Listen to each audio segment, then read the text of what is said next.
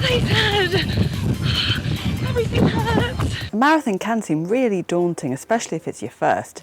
Here are a few things we wish we'd known before our first marathons. Are you training for a marathon? Is it your first, or are you a marathon addict? Let us know in the comments below. And while you're at it, try and hit subscribe if you can, because we're aiming to hit 500,000 subscribers by Christmas. And we can only do it with your help. Saturday, let me just see. No, can't do Saturday, I've got 15 miles that day. Actually, the next few Saturdays are going to be a bit tricky because I'm going to be upping my mileage from then. Unless you want to come running with me. Hello? Hello? Something I said? Marathon training can take a lot of time and something might have to give. If you want my advice, make some running friends. That way you'll have company for the next couple of months. Long run done. Now time for a bite to eat.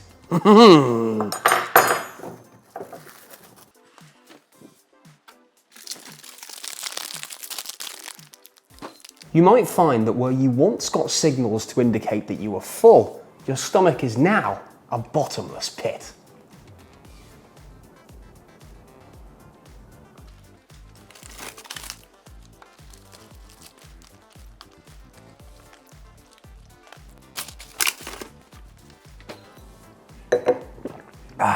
Now, what shall we have for dessert?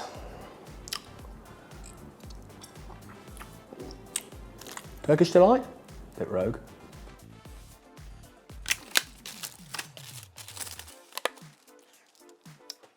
It doesn't matter how often you snack, you always feel hungry.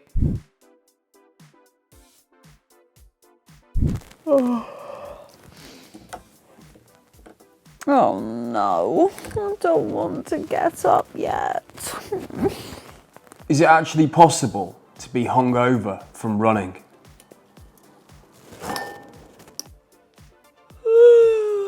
I am ready for bed.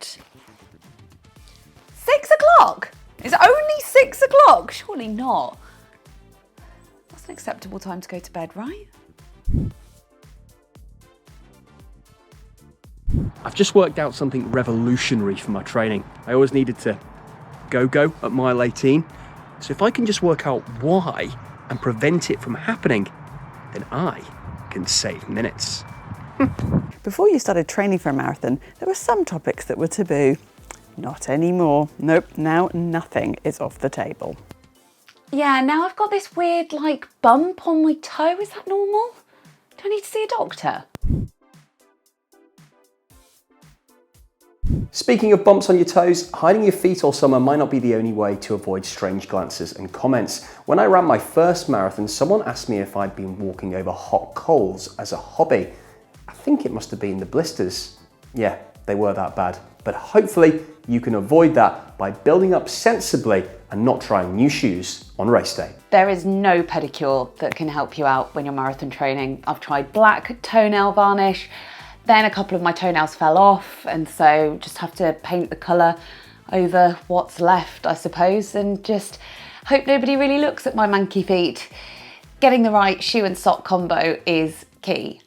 You could go for flip-flops, sliders like these, or even Crocs. I'm sure they're back in again, right? Believe it or not, there was a time when I was so naive I thought the worst thing that could happen on a run would be a blister. How times have changed. I wish I knew about runner's chafe and had researched ways to stop it. That would have saved me an awful lot of pain. Oh. When I started clocking up the miles, my nipples got red raw. One time, they even bled. And that's when I learnt about runner's nipple. So I thought I knew blisters. Turns out you can get them basically anywhere. Heel, toe, arch, blisters on blisters. By the time I finished taping them up, my feet looked like I've been mummified. I thought I did a lot of laundry as a mum, but this really is next level. Let's hope the kids don't want to do one too, then there really will be trouble. I've had to make a laundry schedule to keep on top of all of my kit. So it goes Monday, normal clothes, Tuesday, running clothes. Wednesday, running clothes. Thursday, running clothes. Friday, running clothes. Hang on, when am I going to do my actual clothes again? No, let me start again. Monday, normal clothes. Tuesday, running clothes. I remember the first time I experienced Maranoia. I was absolutely convinced I was going to get injured or ill. Started cleaning everything obsessively. That and drinking an awful lot of lemon and ginger tea. OTT? I've got a marathon in 2 weeks. I can't get sick. I've come up with a foolproof way not to get ill. Just stay at home.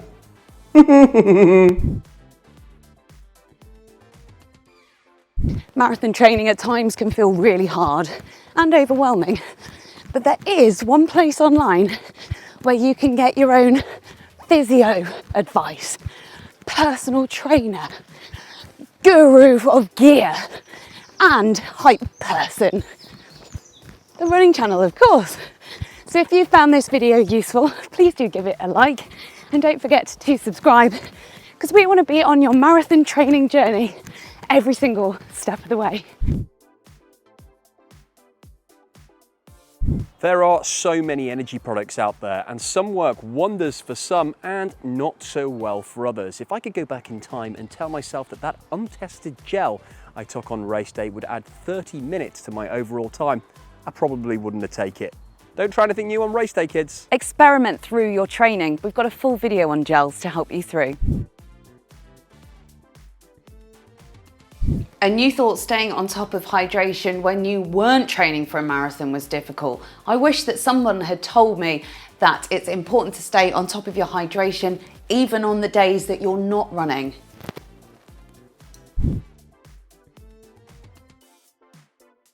To survive marathon training and marathon racing, you need to be kind to yourself, both in training and in the race itself.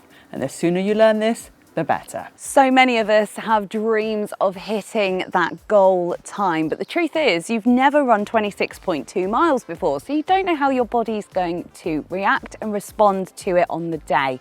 So why not instead switch your focus to the achievement of finishing the whole thing, because that in itself is a massive achievement. And you can always hit your goal time when you run marathon number 2. I mean, come on, you know you're going to do it. The start line of your very first marathon is so exciting. The butterflies, the nerves, the buzz of excitement from everybody else. But if there was one thing that I wish I'd told myself before my first marathon, it would be run your own race. Don't set off too fast. Absolutely don't try and race somebody else in those opening miles, because you'll pay for it later. Try to stick to the pace that you've planned. Believe me, there is nothing worse than being overtaken by someone dressed as a giant hot dog or in a furry costume when you get to mile 15 and you're crawling. It could be me in a panda suit. I know this seems mad. 26.2 miles without headphones, it's a joke, right? Wrong. Marathon day is magical. You turn one corner, there's a live band. You turn another, someone's playing a saxophone. You might find that you just get more out of it if you leave the headphones behind. Or bring some smaller ones, just in case. I'm getting very emotional. Actual tears. But all these people are out cheering for France. A marathon is like a roller coaster of feelings. It's cheesy, but yeah, all the feelings. One minute you'll be loving life, the next you'll want to quit. And so it goes on. And unfortunately, you might experience more than one wall, but believe me, you will definitely be emotional when you get to mile 20. Why did I sign up for this? I am never doing one of these again. Let's be honest. Everyone cries during a marathon. I mean, have you even run a marathon if you haven't shed a tear or two? Guilty. I wish it wasn't over. Why is it over? Don't worry, it is totally normal to feel a little blue after the event. After all, you've dedicated so much time to get there, and the buzz of race day is like nothing else. If you are feeling a little bit down about it and want to relive all those incredible memories, why not check out some of our marathon mile by mile videos? Or marathon in 2022, anyone? Once you cross the finish line, you seem to magically forget all those negative emotions that came in waves during the course of a run as you're overcome with a feeling of emotion. And before you know it, you're looking for that book button all over again. Oh, there's always another medal, right? Apply. Get it in. My first marathon, didn't get the time I wanted. But don't worry, everything will be okay, we promise. You've done the work. The hard bit is the training. Think of all those long runs that you did on your own, or maybe with a running mate or two. Nothing compares to race day when you've got loads of other runners around you, you've got people cheering your name, and COVID dependent, people handing out water and jelly babies to you as well. So soak it up. You've earned this. Have you run a marathon before? What are some of the things you wished you'd known before race day? Or are you running your first one? Let us know in the comments below, and check out our other videos on the running channel. Promise you they'll be really useful.